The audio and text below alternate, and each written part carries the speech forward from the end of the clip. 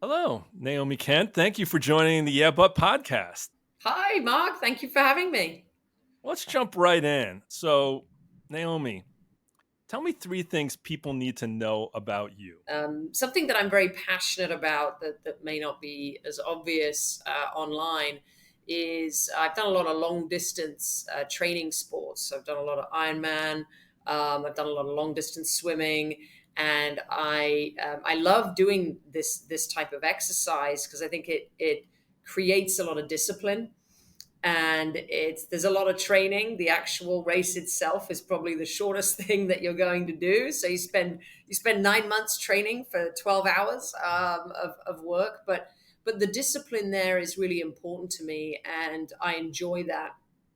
Another thing I talk a lot about is having a winning mentality, and I feel like doing hobbies and having sports and things that you do on a regular basis just create just a little bit of a winning feeling every day. So it could be, hey, I woke up at 5:30 a.m. and I swam for 40 minutes, right? You sort of feel like you've accomplished something. And that winning mentality for me is really, really important, even if it's just something really small. So I believe in that, and I feel like that's what drives me every day. And then also something that might not be so obvious is I was born in Jakarta, Indonesia. So I lived until I was about 8 years old in Asia, and so it was a very unusual upbringing and a very unusual childhood, but one that I really embraced. I was in a classroom with kids from all over the world, and it was a phenomenal start, to my life. And I sort of crave that too. I crave a lot of diversity in the groups and the people that I work with, and with the work that I do as well. That's great. So, I want to dive deeper into one of your statements. Tell me about one of these long races. Tell me a quick story about something you did that even you thought, oh my gosh, what did I get myself into? Yeah, I'll tell you about a relay event that I did in the Catalina Island swim. It takes about, I don't know, for one person, probably about 24 to 36 hours to swim. I did not do that. I did it in a relay. So you have about 5 or 6 people on a boat, and then you take it in turns to swim for 1 hour. And you swim, the boat goes all the way to Catalina Island and all the way back. So you really never had a chance to sleep because you were sort of eating and resting, and then you slept for a couple of hours, and then you had to get back in the water. And swimming at night was something I did not expect to be as spooky as it was. And interestingly, when you're very exhausted and you're tired, and perhaps your nutrition isn't doing as well as it should be, and you're swimming in the dark and there's plankton that kind of light up, the mind plays tricks on you. And so you sort of I was seeing eyes popping out of the water, almost like in those cartoons, right? When it's at night and you can see those eyes. And so you really test yourself at one point. Do I want to give up right now? Right? Is this too much for me? I swam twice at night, so one late in the evening and then one very early in the morning. So it's a team effort in this particular case. We're all under the same pressures, we're all under the same circumstances.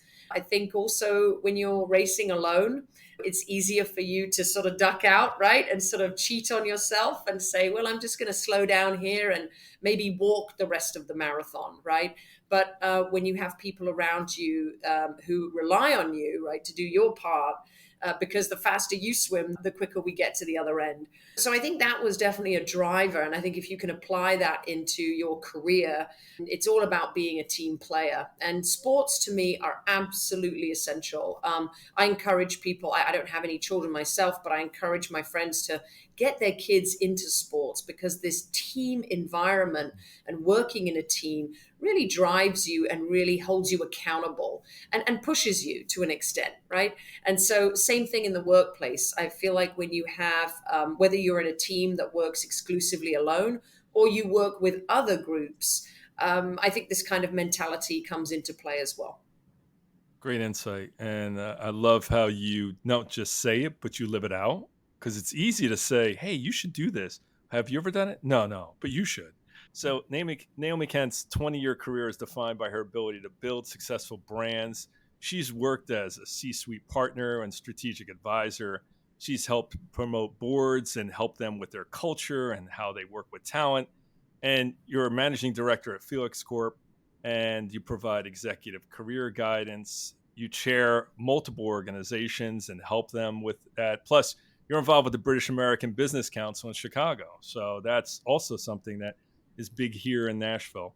And you also help people with speaking development, board service. So I have one more question about you. What do you wish people knew as soon as they met you that would help change the way they interact with you? I think I probably have a high threshold for fear and risk. So, at a very young age, I started scuba diving. At the time, I sort of felt like it was just a bit of fun and didn't really know the dangers around it. I wasn't so aware of it at the time. But Mhm. as you dive more and more, and you see accidents happen and you see people get into trouble, and you realize it's actually a pretty dangerous sport, just like riding a bicycle. Actually, if you do a triathlon, right, it's pretty dangerous if you fall off one of those at 30 miles an hour. And so I think for me, I have always been the type of person to put myself into these uncomfortable situations. And I feel like the more uncomfortable situations you put yourself in, the higher your bar goes in terms of the pain threshold, right? That you can take. And so I think it's important to be putting yourselves into uncomfortable positions. And that might be career wise, going for that job that isn't quite, you're not quite there yet, but putting yourself out there to take it because you know that you think you can do most of it, right? But maybe you can't do all of it, but that's okay. And then even in your hobbies and your lifestyle and things that you do. I think when you live a very comfortable life, any kind of discomfort is going to be really painful. And so I think it's important. And actually, during the pandemic, I didn't really scuba dive very much. And as soon as I got back into it, I realized how important it was in my life to have that because there's a lot of preparation. And for those of you who are listening who do any kind of sport that is on the sort of dangerous side, and it could even be cycling, right, in mountains, but skydiving or any kind of scuba diving or rock climbing or anything like that, you know that you have to prepare very, very well beforehand. So having your own equipment, making sure it's tested, making sure that you're diving or you're partnering up with the right person, that you know them. So for me, putting yourself in these situations really just brings out a lot of skills and a lot of areas of your character that maybe you didn't know existed. And I think that can also drive you in your career. And like I said, you'll be less likely to think, well, I'm going to take a risk with my career and, I don't know, move across country, move internationally, right, with my family, because I know that this opportunity is good for me. Whereas I know there are a lot of people who just won't do that. That's just a little scary for them. So I think, always test yourself, always be pushing yourself. And it's not about, okay, once a year I'm going to, bungee jump. It's about little things all the time, right? And putting yourself in that discomfort zone, right? Mhm. And making sure that you're always pushing forward. So I believe in, and I think you talk about this a lot on your podcast, it's professional and it's personal, but they interact so much together and they create your character as you mature. It's Yeah, thank you for bringing that up. It's interesting what people take as risk. You mentioned your youth. You were going to go and you're like, scuba dive. That looks like fun. Why not try it? And then you get exposed to, oh my gosh, this actually is a lot riskier. And you could die doing this. And never thought of it that way. We talk about that in the book.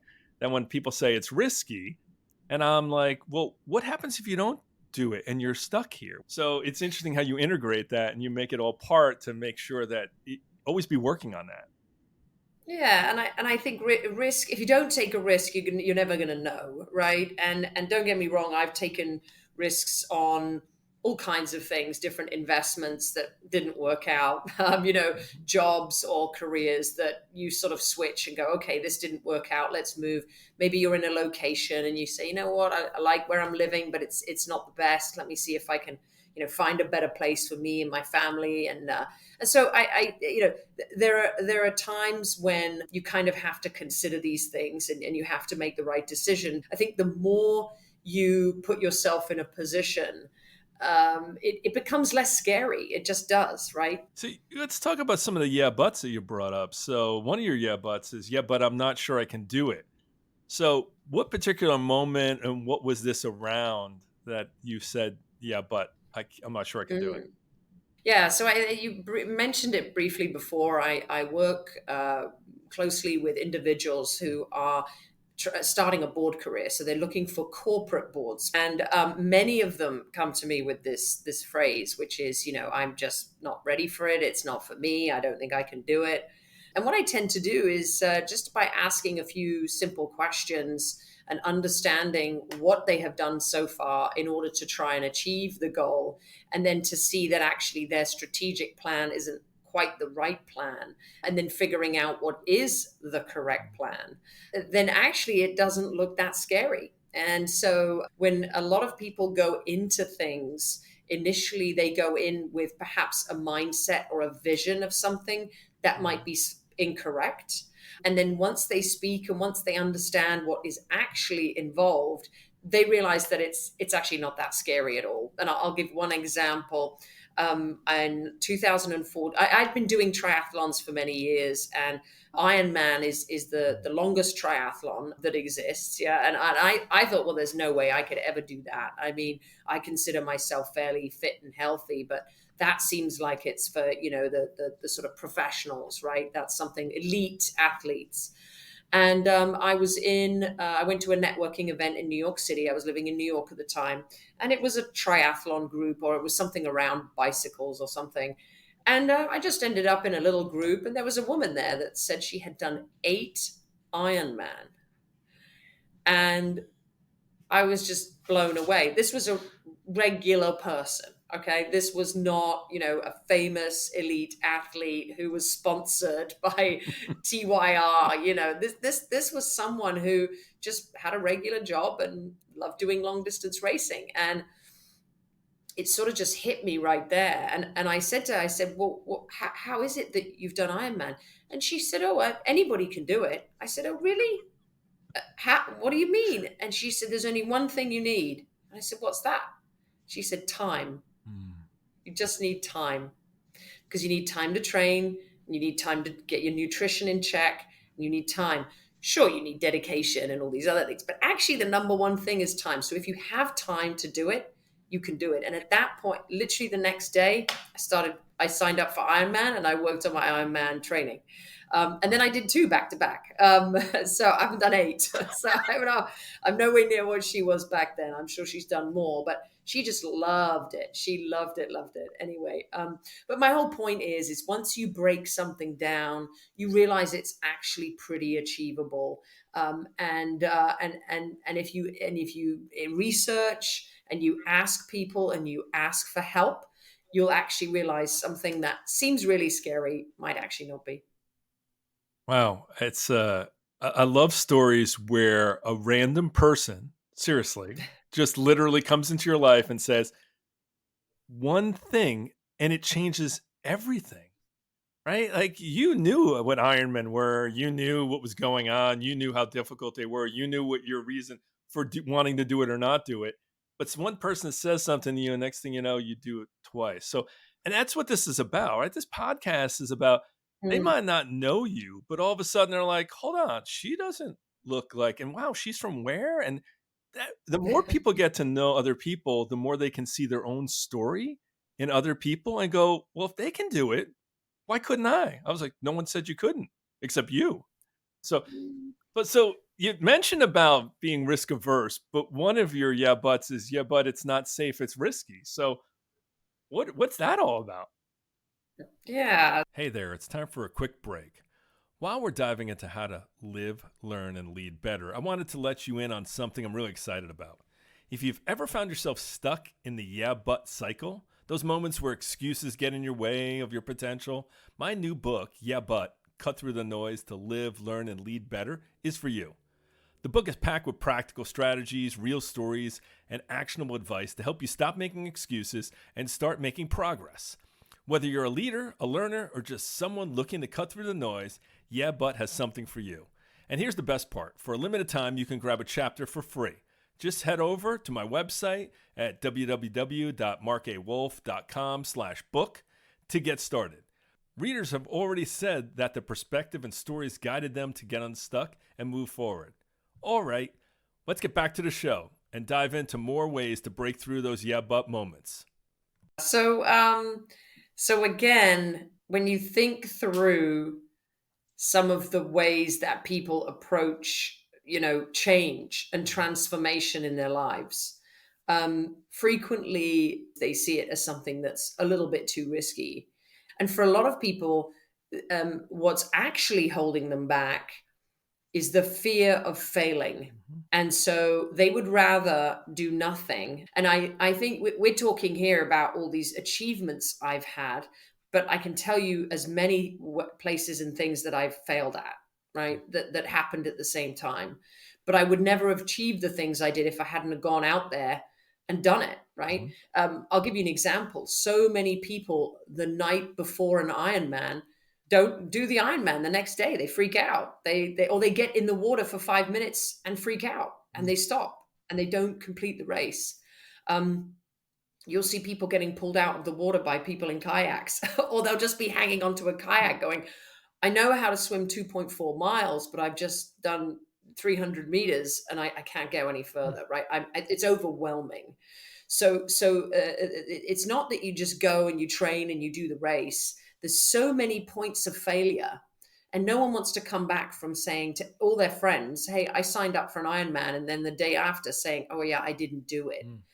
That's really bad. And I never wanted to be that person, but that didn't faze me from doing it. And I think a lot of people feel like they're going to fail at something, and they don't want to feel that way. And I get that, and that's not a good feeling.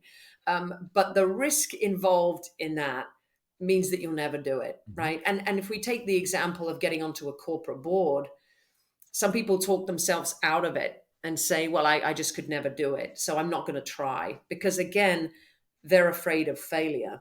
But often their idea of a board of directors perhaps isn't quite the right fit, right? So for me, it's the if you can reduce the risk, right, around something that you're doing if you plan it out well. And actually, I have a 3 Ps when I think about any of this stuff. It's prepare, position, and pursue.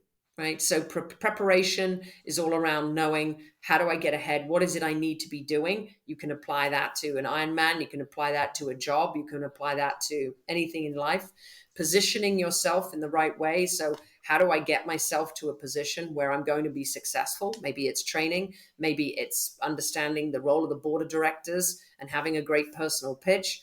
And then finally pursuing, going after it. So, it's all about preparing, positioning, and pursuing the right activities. And if you do it with the right things that feel good for you, and then you slowly increase that, the chances of you failing, I think, are a lot less.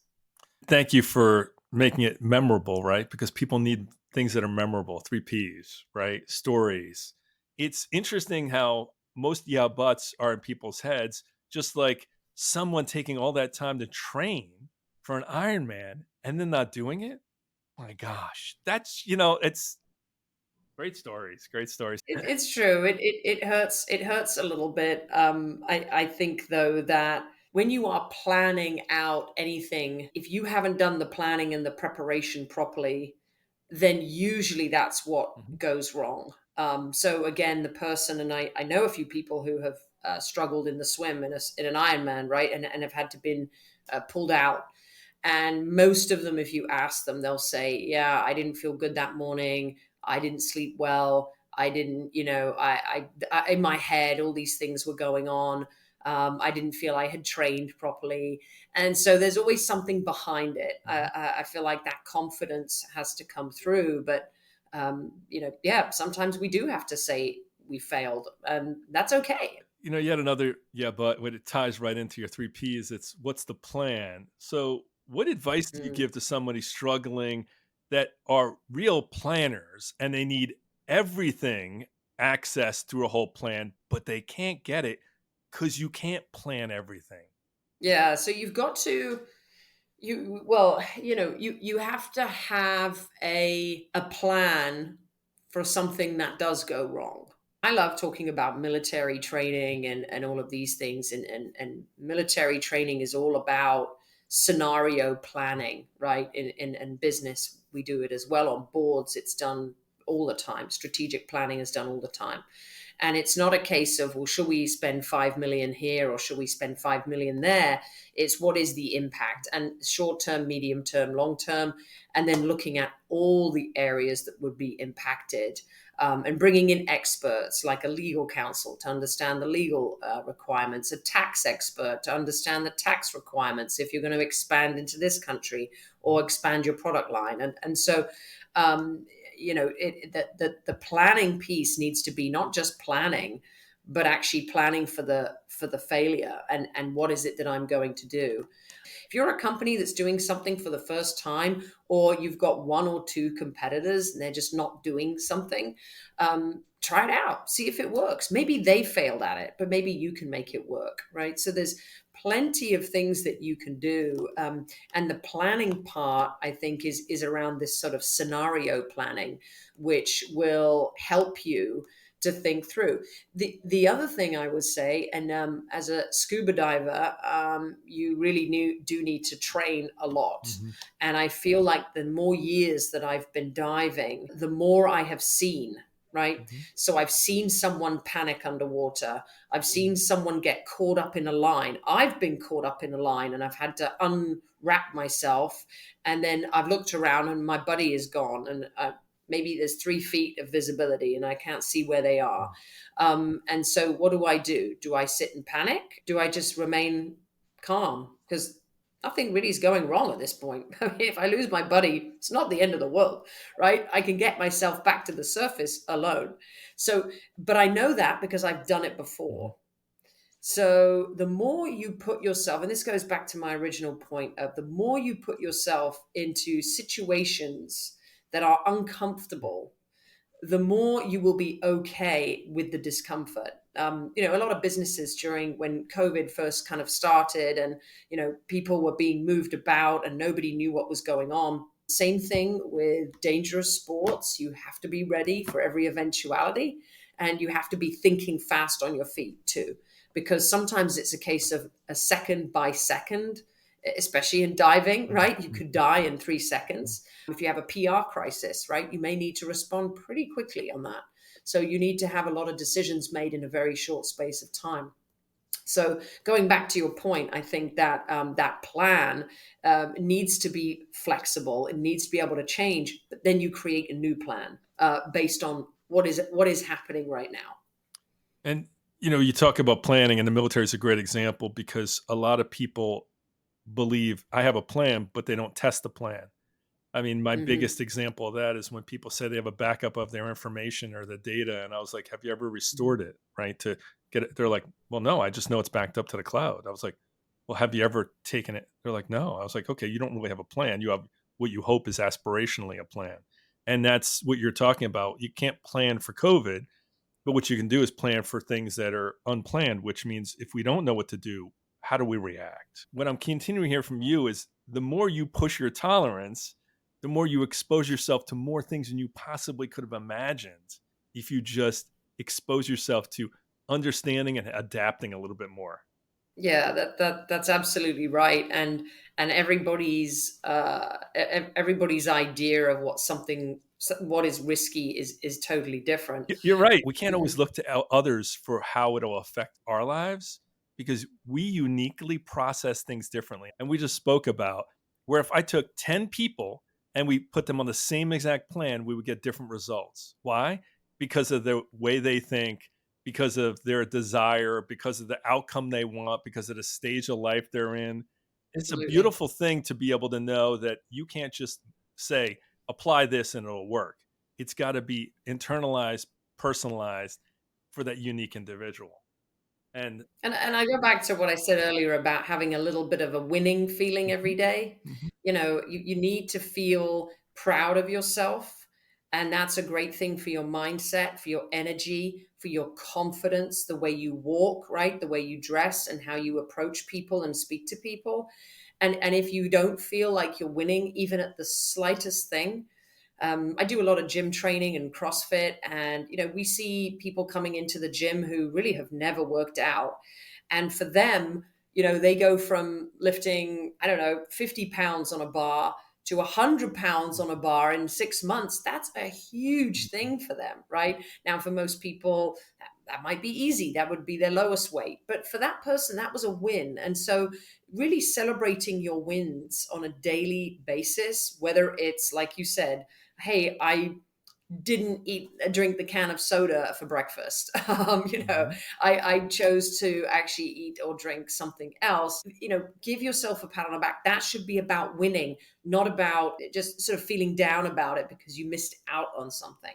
Yeah, I mean, it's been great having a conversation with you. And again, I learned something every time we discuss. I think a lot of people are going to come away with, man, she was really motivating and honest, I think and so. being able to do this. And that's why every guest that I have on, I never really know how things are going to go, because when people really open up and they give of themselves, we're going to have your information and everything in the show notes. Any other closing thoughts as we put this show to rest? I hope I would be interested to hear if I inspire anybody to go and do Ironman. I'm not going back to do it, just so everybody knows. But I would inspire, and you know what? It's not about Ironman. Ironman is a huge thing. It takes years, right, to kind of get there. But sometimes it can just be a 5K, one mile, right? Just get out. If you know that it's important, health is important to people, and it should be, and just give yourself a tiny goal, right? And again, you'll feel like you're winning if you achieve it, right? Hey, I walked 1 mile today, Mhm, or I jogged one mhm. mile. I was able to do it for a whole mile. So, and don't compare yourself to others. You have your own scale of what's the best and what's the worst, and so work across your own scale. But yeah, I hope I do inspire. For anyone that is, please let me know. Well, thanks for being on the show. They'll be able to contact you and be able to know more. And thanks for being and sharing your yeah buts. Thank you for having me as well. Thank you for listening to the Yeah But podcast. If today's episode provided valuable perspective on how to overcome the excuses that can hold you back, let us know in the comments. Remember, it's not about the yeah buts, it's about finding ways to live, learn, and lead better every day. If you enjoyed this episode, be sure to subscribe, leave a review, and share it with someone who could use a little kick to get past their yeah buts. And don't forget to follow us on Spotify or Apple Podcasts. And for even more tips, connect with me at markawolf.com/podcast or on LinkedIn. Until next time, keep challenging those excuses and keep moving forward.